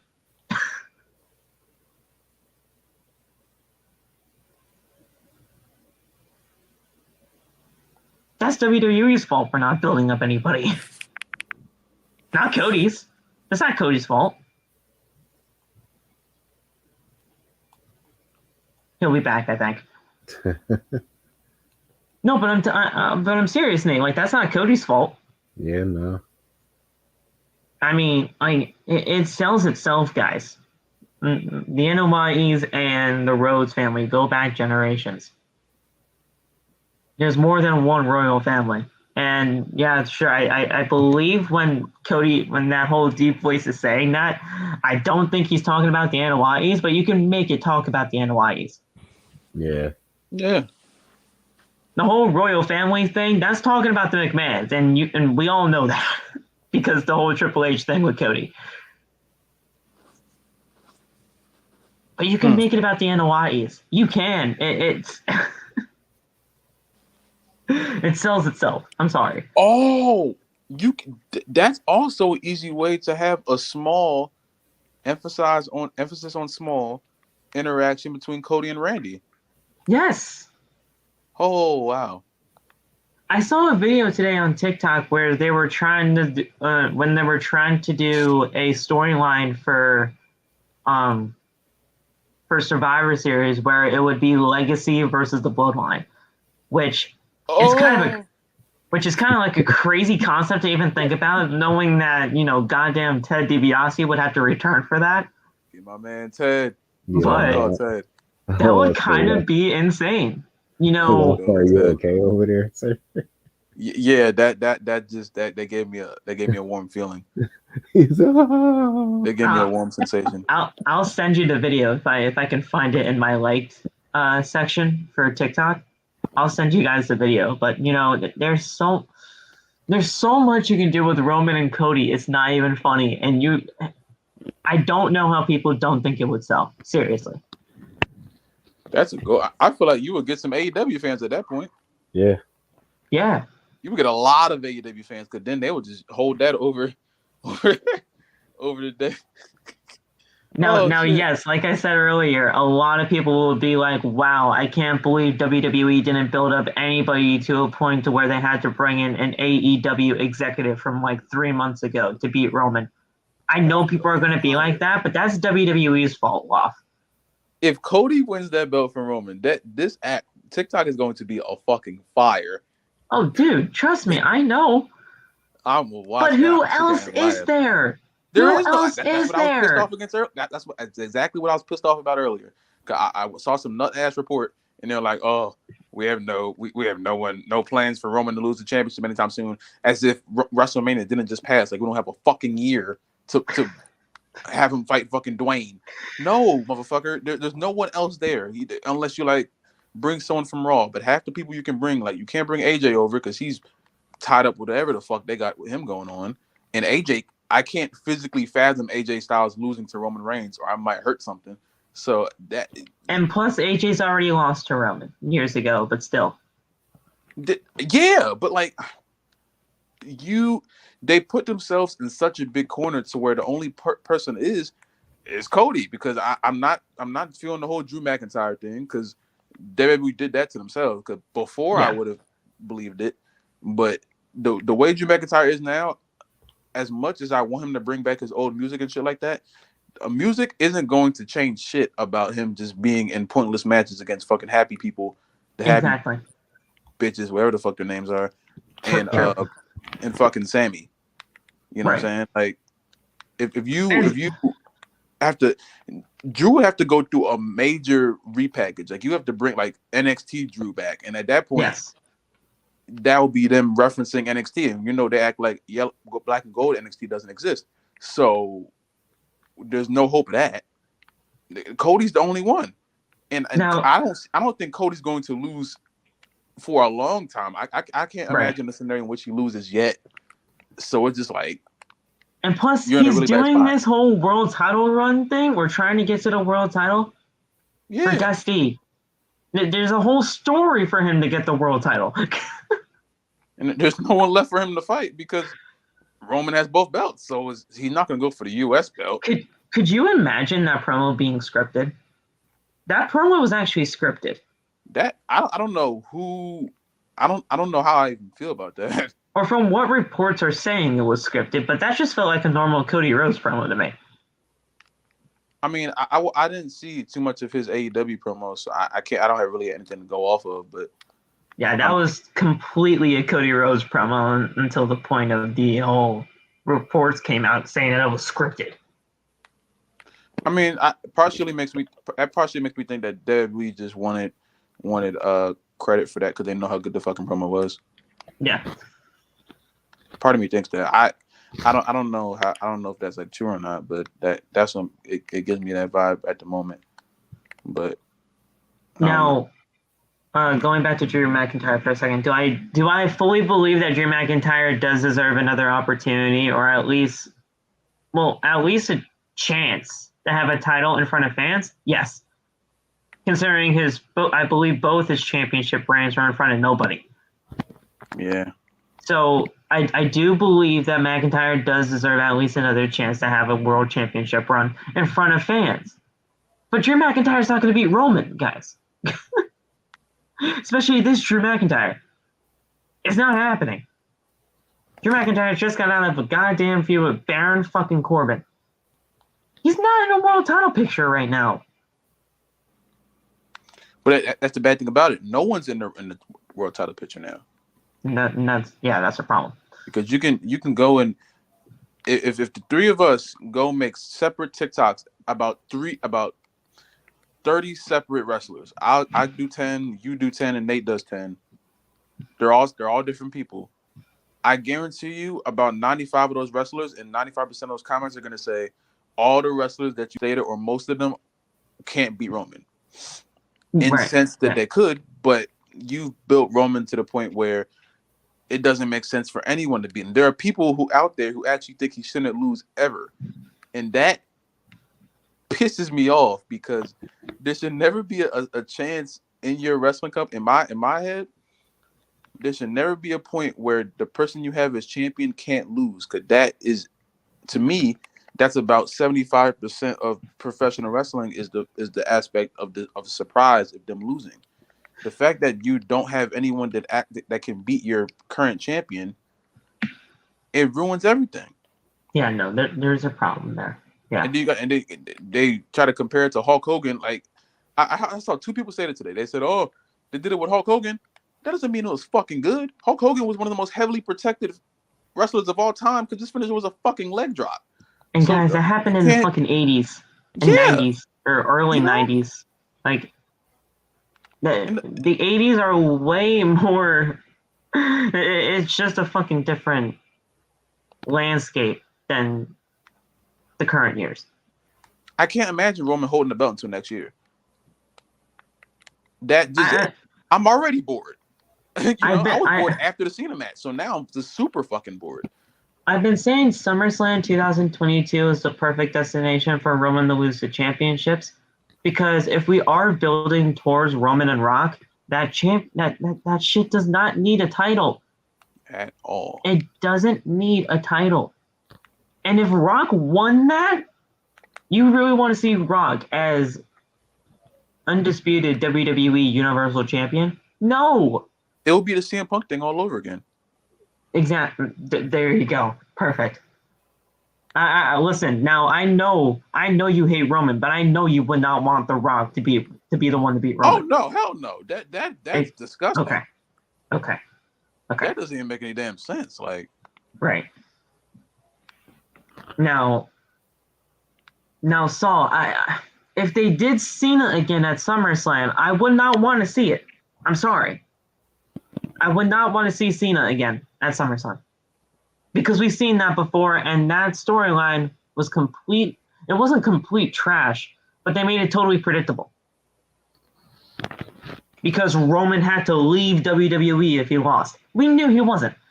Yeah, that's the thing. They fucked that up. That was dumb. Yeah. They fucked that up. Yeah, so they fucked themselves over for that. If Cena ever came back, I wouldn't be mad at it, but we've seen that before. Yeah, they should never added that stipulation. Oh, if you win, then I leave WWE. Then we already knew who was gonna win. We like, oh yeah, Roman is not leaving WWE. Like, what in the world? They fucked themselves over on that. If Cena comes back, I would only want him. I don't even think I want him in a championship picture because, I really don't think he needs it. And two, there's other things that you can do with John Cena. We just talked about this guy. I would not mind a Cena Drew match. Cena versus Drew, especially this Drew McIntyre before the whole feud with Baron. Who do you put over? I would not have minded Cena versus Drew match. Who do you put over? Who would I put over? I think Cena would be. I think Cena would have the whole. I think Cena would at least entertain the idea of putting Drew over. I would. Yeah, I'll say kind of like another passing on the torch type thing to Drew. I don't think Cena would have a problem putting Drew over. Especially if it was only for like a one-time thing. And I wouldn't mind Cena versus Edge, but Cena and Edge one more time. I don't know how you book it, especially with now Edge turning the other side. Yeah, I mean, how would you do that? I'm not sure. I'm not sure how they would do that. Unless you have Cena return for like a 6-man tag with the other side, I don't know how you do it. Oh my God! Imagine. So let's just say Damian and Ciampa are a part of the thing at some point, right? They're a part of the group. Mm.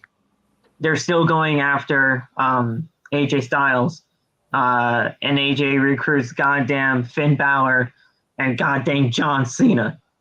That would be freaking insane. That would be something. That would be kind of interesting, but I just don't know how. That's the only way I see it. Edge and Cena though. That's the only way you bring him back for that 6-man tag. See, that's the thing. I don't know. It's probably my fucking John Cena bias coming out, but I think that he's worth more than just a 6-man tag at this point. But that's true too. No, that's not bias at all. That's true. But that's the only way I'd see Cena versus Edge. I wouldn't see them in a singles match. I don't know. If Cena ever came back for this year's SummerSlam, you're gonna have to do something memorable and relevant. So we didn't even go over the match, but just to let you know, guys, Riddle did pick up the win. That RKO was nasty. Oh with my the gosh, RKO. that was beautiful. Woof. That was nasty. You know, we talked about a lot more important matters than the main event of SmackDown tonight. So I think you kind of enjoyed our little talk there. This match really didn't mean anything. The Raw Tag Team Champions won on Friday Night SmackDown. So the SmackDown Tag Team Champions lost on their own show. Just shows how much they care about that. And either way, a champion was losing this match. So, yeah. But yeah, that's your Friday Night SmackDown. That was your AEW Rampage. It just turned to the 16th, so hey, you know, Black Friday for WWE. It didn't happen this year. Woo! So that's something. The 5-year streak is now completely broken, and there you go. Now, if you guys want to talk about anything else before we get the hell out of here, you can. I will tell you guys this right now. I will be live right back here, technically tonight, because it's the 16th, for Battle of the Belts. Battle of the Belts is happening for AEW, and we have 3 matches. 3 title matches, I should say. Did you know about Battle of the Belts, Love? I just found out this morning. Okay. Just found out this morning. We got the Ring of Honor World title on the line that night, or tonight. That should be cool. Jonathan Gresham on AEW. Oh, shit. I forgot he was I might want to see that. That's my guy. Yeah. It's Jonathan Gresham versus Dalton Castle. Now, I don't know if you know who Dalton Castle is, but you're going to be fucking impressed with him. It is Jade Cargill's not on the show. I'm sorry. Oh no, I know. I made sure that that was the first thing I saw. It's Thunder Rosa though. Huh? Is fucking Jordan gonna be there? Jordan who? Jordan Grace. Oh, Jordan Grace. No. It's Scorpio Sky versus Sami for the title, TNT title. The Ring of Honor World title between Gresham and Castle. And from what it looks like here, it looks like the women's title is going to be main eventing Thunder versus Nyla. Nyla? Huh. Yeah, Nyla Rose. The fuck? All right. I would personally have the Ring of Honor World title in the main event, but that's just me. Yeah, that's what I thought. Huh. That's interesting. But you have the TNT, Ring of Honor, and the women's title on the line. And it's only an hour long. So you guys will be seeing me here at 9:30 for that show. And we'll get through it quick. All right. And okay, I'm not going to announce it here because that's technically a spoiler, so I'm not going to do it. But guys, if you have the Ringside News app, you probably got the notification. That's all I'm saying. Bluff, if you want to watch the show, do not look at Ringside News. Okay? Because there's a spoiler for it. So don't do it. I don't know if I'm going to watch the show. I don't know. I might. You might want to check out the Ring of Honor World Title match, and maybe that's it. If you I do want to see that. And I just see Saul. Oh, really? You're doing the whole BTE bit, Saul? Adrenaline and my soul, something, Cody Rhodes. No, stop it. I've been Stop it. seeing That was the Dark Order stuff. I've been seeing that like all week on TikTok, bro. It's been wild. That was that was on BTE with the Dark Order. Oh, they said the fucking AEW video game is coming like in September. In September, yeah. Sounds fun. I'm buying that. I am pre-ordering that shit. In September. I can't wait for that. 2K22 finally get some competition in this Wait, bitch. didn't 2K22 finally release their first DLC pack today? Or was it supposed to be today? Wait, what? Whoa. I heard from somewhere that there was supposed to be a DLC pack for today.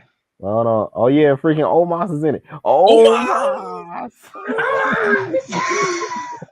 Hold on, I'm looking it up now. Hold on one second. Update game now. Fuck. 2K22.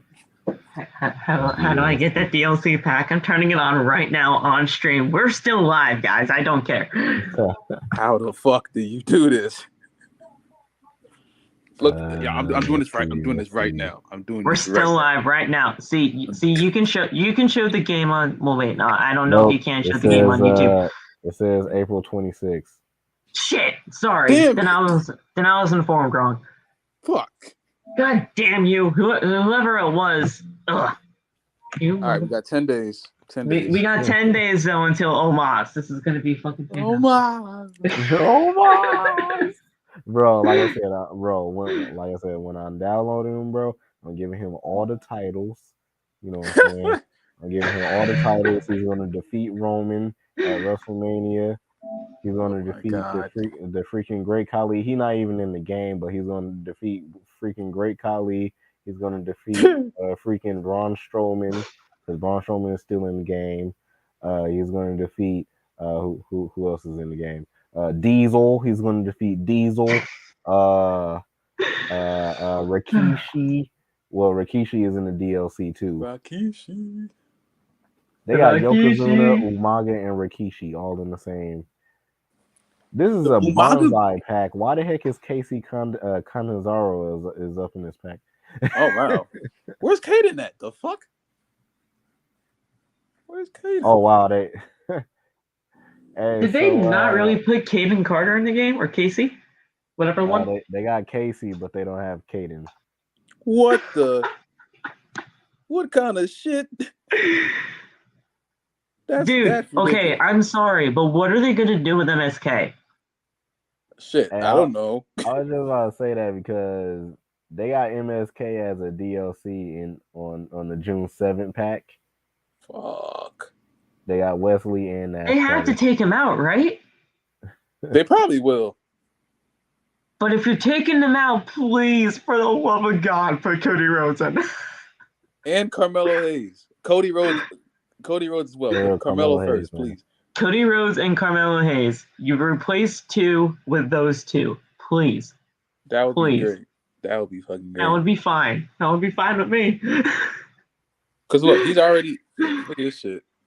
Hold on. I forgot they're going. Just don't have the music on. If you're showing the screen, that's fine. Just my shit's off. Look, he's already champ. Look, you see that? See, he's already champ. Look at him. Look at him. I handled that as soon as I downloaded that shit.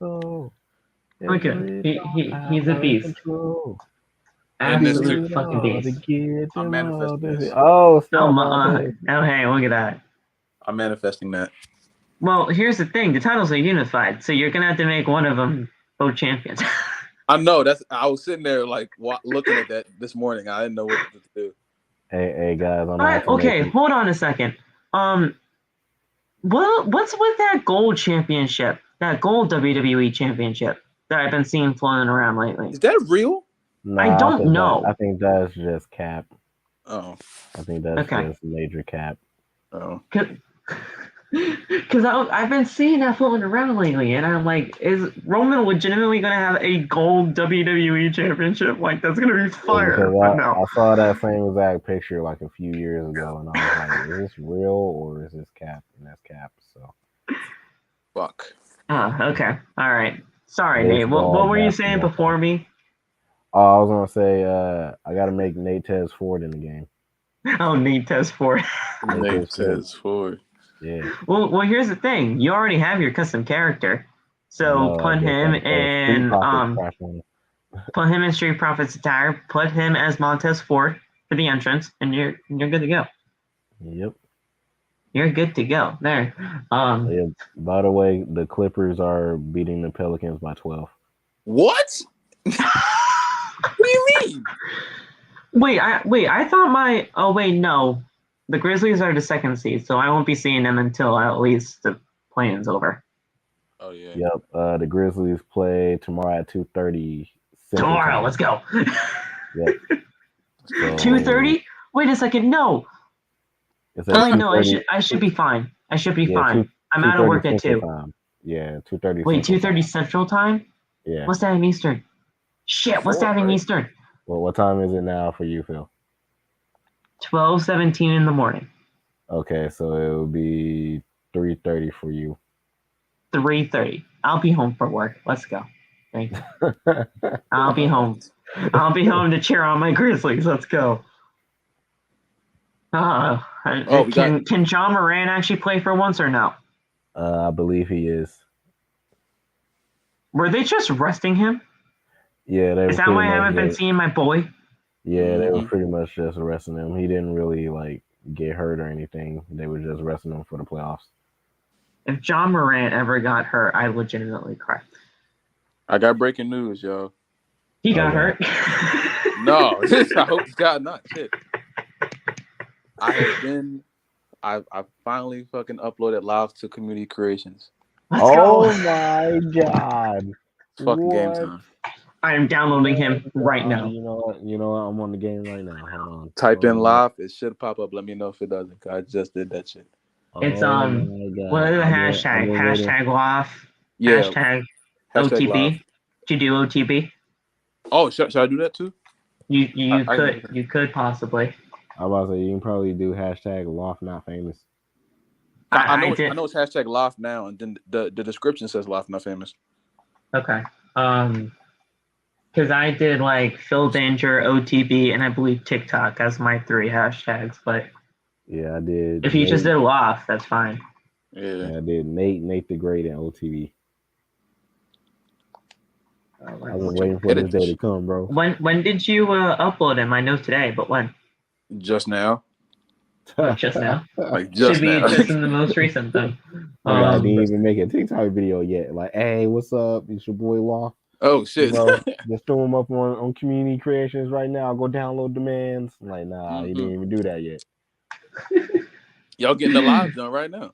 For real, we getting I'm getting LOF right now. OTB exclusive right now. OTB exclusive.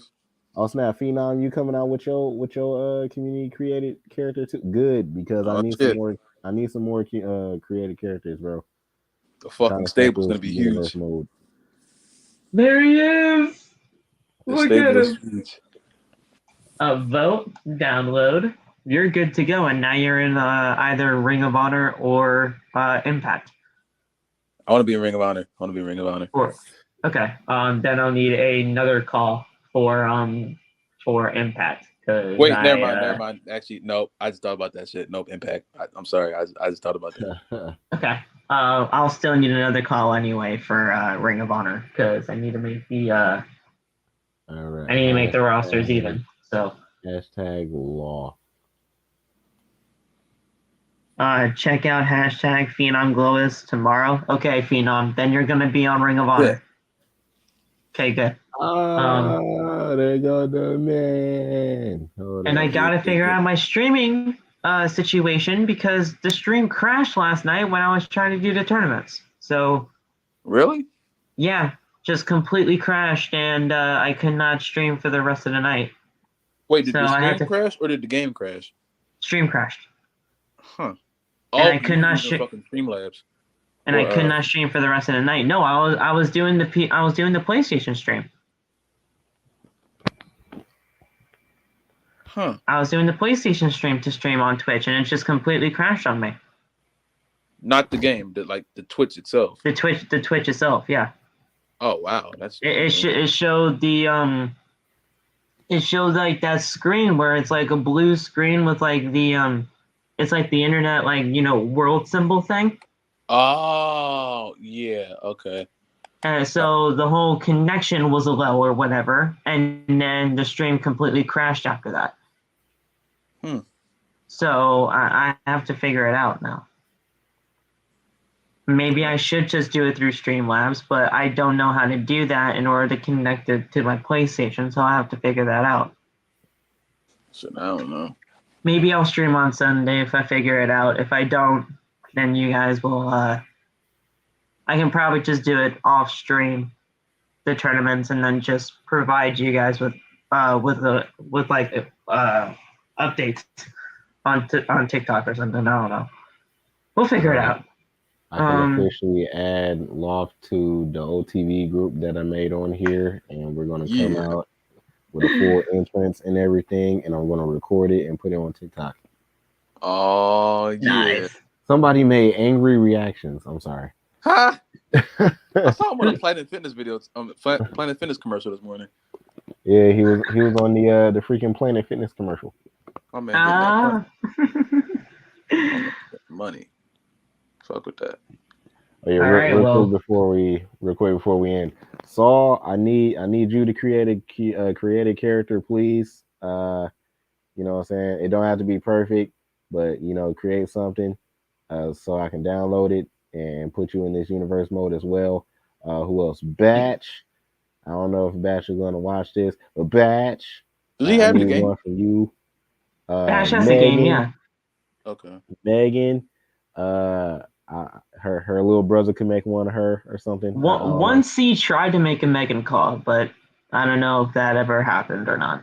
Yeah, I made one too, and I had Lou actually sit down and help me make one, and it's okay, but it's not a finished product, but it's a prototype, So I'd legitimately do a fatal 5-way video of all of us. Oh god, it would be insane. I'm about to Lav versus win, bro. Lav versus Phil Danger versus Nate the Great versus Saul versus 1C. Oh wait, no, I'd have to make it 6 with Bash. So I do a 6-man just brawl. I'm the current North American and NXT champion right now, so I mean I'll be doing shit. You know what? Ever since 2K just kind of crashed on me that first time, I have never touched my career again or my rise again because I just don't want anything bad to happen. It hasn't crashed on me yet. That shit is so fun. It hasn't crashed on me in a while. That shit is so fun. Yeah, it haven't crashed on me at all. So I don't know. I'm just scared because I lost everything that last time, and I don't want it to happen again. Yeah. I don't know how it only. It happened. It happened to Nico too. Yeah. We can talk about that off stream now. We're still live. Oh shit. But thank you guys so much for joining us right here on Outside the Brand. Stay tuned tomorrow for Battle of the Belts 2. Ring of Honor World Title, AEW Women's World Title, and the TNT title is on the line that night. I honestly, personally think that all of the AEW titles should be on the line that night, but it's only an hour show. What could you do? But guys, thank you so much. We'll talk to you guys tomorrow. Have fun. Stay safe. Play with OTB. Play with OTB on 2K22 and go get the merch. Bonfire.com. The exclusive home of Outside the Brand and its merchandise. I'm checking the subscriber count one more time before we get out of here. We were at 6 before we have to leave tonight. and we're still at 6. But you know what? We'll get those 6. We'll get those 6 eventually. And you know, when we hit 400, oh boy, it's gonna be a party. It's gonna be a party in here, whatever day that comes into. And if it comes on a Thursday, where we usually don't do a stream, I'm making a stream anyway. I don't care. We're doing a 400 subscriber celebration or something. Well, whatever day it is, we appreciate you for just coming on in here and joining in on the fun. Thank you so much. We love y'all. Have a good night. Anything else to say, guys? Nah.